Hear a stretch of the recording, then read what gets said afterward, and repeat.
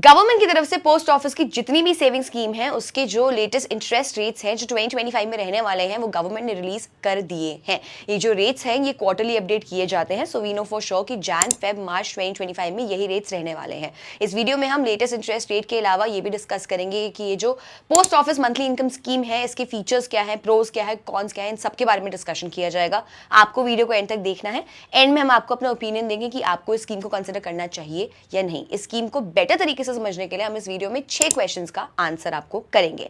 MIA scheme होती क्या है, इस स्कीम में कौन इन्वेस्ट कर सकता है और कौन नहीं, अभी 2025 में लेटेस्ट इंटरेस्ट कितना मिल रहा है, स्कीम में मिनिमम लॉकिंग पीरियड कितना रहता है, what happens if depositor dies, and finally आपको ये स्कीम करना चाहिए या नहीं। सबसे पहले हम बात करेंगे कि पोस्ट ऑफिस एमआईए स्कीम होती क्या है।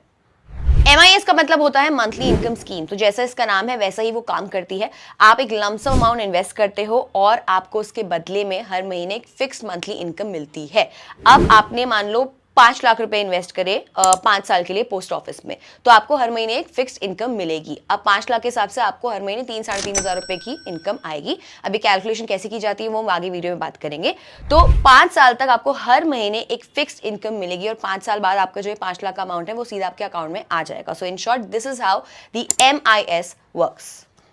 पोस्ट ऑफिस की जो सारी स्कीम्स हैं वो फाइनेंस मिनिस्ट्री के अंडर आती है, सो इसमें डिफॉल्ट होने का चांस 0 है। It can be considered even safer than FD, क्योंकि एफडी में 5 लाख तक का अमाउंट जो है उसकी गारंटी लेता है आरबीआई, बट इस स्कीम में ऐसा कुछ नहीं है। आप इसमें कितना भी अमाउंट इन्वेस्ट करो फुल अमाउंट की गारंटी सरकार लेती है।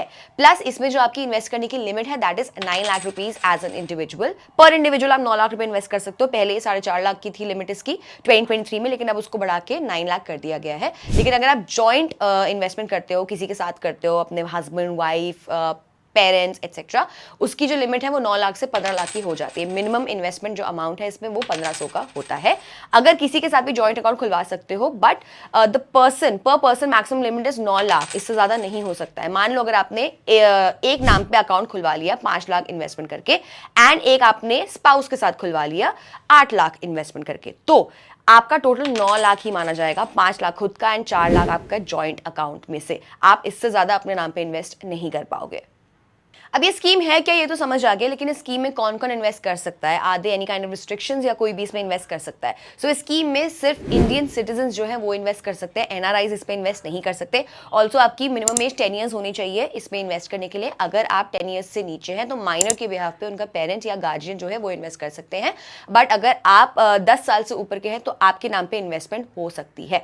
और हाँ, अगर कोई भी 10 के बीच में इसमें इन्वेस्ट कर रहा है तो उनको ये बात पता होनी चाहिए। वैसे तो इस स्कीम में आप 5 साल की इन्वेस्टमेंट होती है, बट अगर इस स्कीम में कोई भी माइनर यानी कि 10 से 18 साल के बीच का जो बच्चा इन्वेस्ट करता है तो जब तक वो 18 का नहीं हो जाते वो अपनी इन्वेस्टमेंट को नहीं निकाल सकते। 18 साल के होने के बाद अकाउंट को माइनर से नॉर्मल में कन्वर्ट करवा के निकाल सकते हैं, और कन्वर्ट करवाने के लिए आपको पोस्ट ऑफिस फिजिकली जाना पड़ेगा।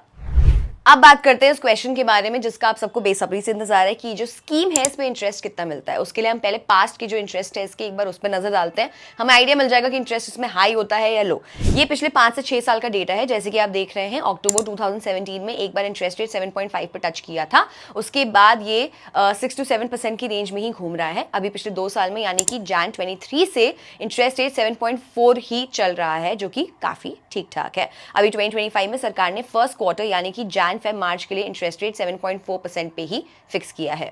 अब इसमें कुछ लोग सोच रहे होंगे कि यार ये इंटरेस्ट रेट तो थोड़ा कम है, मतलब कितने सारे बैंक्स हैं ऐसे जो एफडी पे आपको 8 से 9% का इंटरेस्ट रेट दे रहे हैं, तो उस सबसे 7.4% तो कम ही लग रहा है, राइट। एंड आपका ये सोचना बिल्कुल जायज़ है, लेकिन आप ये बात भूल रहे हैं that higher the interest rate higher the risk. ये जो 8 से 9% का आपको इंटरेस्ट मिल रहा है एफडी पे, वो आपको स्मॉल फाइनेंस बैंक से मिल रहा है, जिसमें आपके 5 लाख तक के अमाउंट की आरबीआई गारंटी लेता है, उसके बाद की नहीं है। Like we mention earlier, post office scheme में आपका जितना भी अमाउंट है उसकी पूरी गारंटी भारत सरकार लेता है, आपका पैसा सिक्योर रहता है। अगर आप इस पोस्ट ऑफिस के इंटरेस्ट को पुराने बैंक्स की एफडी से लाइक एचडीएफसी, आईसीआईसीआई, एसबीआई सबसे कंपेयर करोगे तो उनकी जो एफडी पे इंटरेस्ट रेट है वो 6.5 से 7% का ही चल रहा है। सो उस हिसाब से जो पोस्ट ऑफिस का इंटरेस्ट रेट है काफी डिसेंट है। इस स्कीम में इन्वेस्ट करने के लिए एक और फायदा है, जब आप बैंक की फिक्स्ड डिपॉजिट में इन्वेस्ट करते हैं तो आप को जो एफडी पे इंटरेस्ट मिलता है उसमें बैंक 10% के हिसाब से टीडीएस यानी कि टैक्स डिडक्टेड एट सोर्स काटती है और वो टीडीएस आपके बिहाफ पे इनकम टैक्स डिपार्टमेंट में जमा करवा देती है। लेकिन ये जो पोस्ट ऑफिस एमआईएस है इसमें आपको मंथली पेमेंट इंटरेस्ट मिलता है, उसमें कोई टीडीएस नहीं कटता है। इसमें असली फायदा ये है कि जब आपकी इनकम मिनिमम टैक्स स्लैब से कम है और आपको जीरो टैक्स भरना है, उस केस में क्योंकि एफडी से आपका टीडीएस पहले ही कट चुका है और आपको फालतू में इनकम टैक्स पोर्टल में जाके क्लेम फाइल करना पड़ता है और वो थोड़ा सा कॉम्प्लिकेटेड हो जाता है। बट पोस्ट ऑफिस एमआईएस में ऐसा कुछ नहीं है, ये सब नहीं करना पड़ता है, लाइफ थोड़ी सी ईजी हो जाती है। देखो यार, डोंट गेट मी रॉन्ग, अगर आपको कुछ भी टैक्स बनता है तो आपके लिए कोई फर्क नहीं है। दोनों एफडी के इंटरेस्ट पे एंड पोस्ट ऑफिस एमआईएस के इंटरेस्ट पे आपको सेम ही टैक्स भरना पड़ता है। दोनों ही केसेस में आपको इंटरेस्ट मिल रहा है, वो आपकी टैक्सेबल इनकम का हिस्सा बनेगी एंड आपको टैक्स स्लैब के हिसाब से टैक्स भरना पड़ेगा। तो पोस्ट ऑफिस एमआईएस में आपको कोई टैक्स बेनिफिट नहीं मिलता है, बस टीडीएस पहले ना कटने का बेनिफिट मिल जाता है। काफी लोग ये पूछते हैं कि यार पोस्ट ऑफिस का तो इंटरेस्ट रेट चेंज होता रहता है, तो क्या हमें भी इंटरेस्ट रेट चेंज होकर मिलता रहेगा, मतलब इंटरेस्ट रेट वहां चेंज होगा तो हमें भी क्या चेंज होकर इंटरेस्ट रेट मिलेगा? सो ऐसा कुछ भी नहीं है। इस स्कीम में जब आप डिपॉजिट करवाओगे तब जो इंटरेस्ट रेट चल रहा है वो आपके लिए फिक्स हो जाएगा। ऐसा नहीं है कि इंटरेस्ट रेट अगर पोस्ट ऑफिस में चेंज होगा तो आपके पास भी बदला हुआ चेंज हुआ हुआ इंटरेस्ट रेट आपको मिलेगा। सो अगर आज की डेट में आप इन्वेस्ट करते हो तो 7.4% के हिसाब से आपको for the next 5 years interest rate मिलेगा। अगर आपको ये देखना है कि आपको कितना इंटरेस्ट रेट मिलेगा, उसके लिए हमने आपके लिए अलग से एमआईएस कैलकुलेटर भी बनाया है जिसका लिंक हमने डिस्क्रिप्शन में डाल दिया है, you can check that out there. इसमें आपको अमाउंट डालना है और आपको मंथली इनकम या इंटरेस्ट रेट इसमें दिख जाएगा। Now let's talk about the lock in period of the scheme. Lock in period क्या रहता है स्कीम में, कब तक आप पैसे नहीं निकाल सकते हो। सो अगर आपने इस स्कीम में इन्वेस्ट करा है सो 1 साल से पहले तो आप इसमें से पैसे निकाल ही नहीं सकते हो अंडर एनी सर्कमस्टांसेस। आपको मिनिमम 1 साल का वेट करना ही पड़ेगा। Pre mature withdrawal of any sort is not allowed in this scheme. अगर आप 1 से 3 साल के बीच में पैसे विड्रॉ करना चाहते हो तो आपको 2% की पेनल्टी लगेगी, 2% ऑफ द इन्वेस्टेड अमाउंट। सो अगर आपने 2 लाख रुपए इन्वेस्ट किया हुआ है एंड अगर आप 1 से 3 साल के बीच में इस पैसे को निकालना चाहते हो तो आपको 2% ऑफ 2 लाख यानी कि 4,000 रुपए की पेनल्टी देनी पड़ेगी। अगर आप 3 से 5 साल के बीच में विड्रॉ करना चाहते हो तो आपको 1% के हिसाब से पेनल्टी देनी पड़ेगी। ये तो बात हो गई लॉक इन पीरियड की, लेकिन हमारे देश में ऐसे बहुत सारे महान लोग भी हैं जो अपने पैसे इन्वेस्ट करके भूल जाते हैं। उस केस में क्या होगा? सो यार देखो, ये स्कीम ना कुछ टाइम पहले 6 साल की होती थी बट बाद में इसको चेंज करके 5 साल का कर दिया गया। अगर आपने 5 साल के बाद अपना पैसा विड्रॉ नहीं किया तो अगले 2 साल तक आपको आपके पैसे का 3 से 4% का सिंपल इंटरेस्ट आप इसमें कमा सकते हैं। अगर उसके बाद भी आपने नहीं किया तो वो 3 से 4% का इंटरेस्ट मिलना बंद हो जाएगा और आपका पैसा ऐसा ही पड़ा रहेगा। Last question is what if the depositor dies. यार अगर तो देखो ये सिंगल अकाउंट था तो अकाउंट होल्डर के बिहाफ पे जो नॉमिनी है या लीगल एरर उनको अकाउंट बंद करवाना ही पड़ेगा। वो उनका अकाउंट ऑपरेट नहीं कर सकते हैं। जो नॉमिनी है उनको जो प्रिंसिपल अमाउंट है प्लस इंटरेस्ट वो पूरा मिल जाएगा वापस। अगर जॉइंट अकाउंट का केस है तो उस सीन में अगर एक अकाउंट होल्डर की डेथ हो जाती है, अगर जॉइंट अकाउंट 2 लोगों ने खुलवाया था तो इसको सिंगल में कन्वर्ट करवा दिया जाएगा and the account will continue to operate in a similar fashion. अब यार ये तो हो गई सारी फैक्चुअल बात है, अब करते थोड़ी सी अंदर की बात। क्या आपको इस स्कीम में इन्वेस्ट करना चाहिए? Should you consider to invest in the scheme और नॉट? देखो यार, अगर आप सिर्फ इंटरेस्ट की बात करोगे तो इंटरेस्ट अगर आप कंपेयर करने पाओगे तो इंटरेस्ट तो थोड़ा सा कम है, क्योंकि अभी कुछ बैंक्स लाइक एसबीएम इंडसइंड आपको 7.1% टू 7.2% का इंटरेस्ट दे रहे हैं फॉर 5 ईयर्स एफडी। कुछ बड़े बैंक्स लाइक एचडीएफसी, एसबीआई आपको 6.8 से 6.9% का इंटरेस्ट दे रहे हैं। इसमें अगर कोई सीनियर सिटीजन इन्वेस्ट करता है तो ये एफडी के रेट 7.5 टू 7.6% टाइप के हो जाएंगे। बट इसमें ध्यान देने वाली बात यह है कि ये जो 5 साल वाली एफडी पे इंटरेस्ट है उस पर कोई टैक्स नहीं लगता।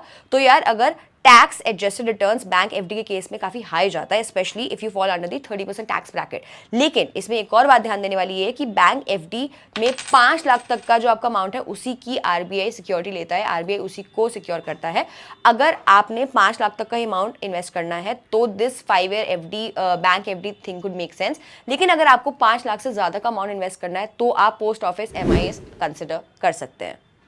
Also I understand that interest rate सब कुछ नहीं होता है। For some people it is about minimum risk और zero risk and a fix monthly income. अगर आप भी उनमें से एक है तो आप इस पोस्ट ऑफिस एमआईएस को कंसिडर कर सकते हैं। I would not recommend you to invest your whole corpus in this, but हाँ आपके कॉर्पस में से आप उसको डिवाइड कर सकते हैं तो रिस्क के हिसाब से सबसे ज्यादा लो रिस्क वाला जो अमाउंट आपको रखना है कि इस पर आपको रिस्क चाहिए ही नहीं, उस अमाउंट को आप एमआईएस ये पोस्ट ऑफिस एमआईएस में इन्वेस्ट कर सकते हैं। अब लास्ट में देखते हैं कि आपको इस स्कीम में इन्वेस्ट कैसे करना है।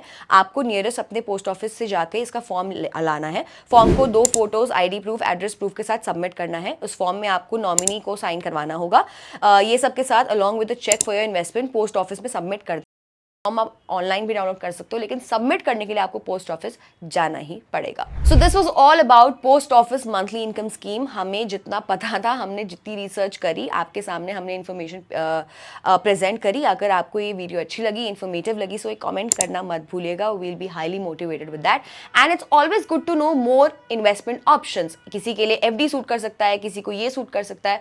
सो इस वीडियो को अपनी फैमिली एंड फ्रेंड्स के साथ शेयर करना मत भूलिएगा, एंड टिल देन बी किफायती।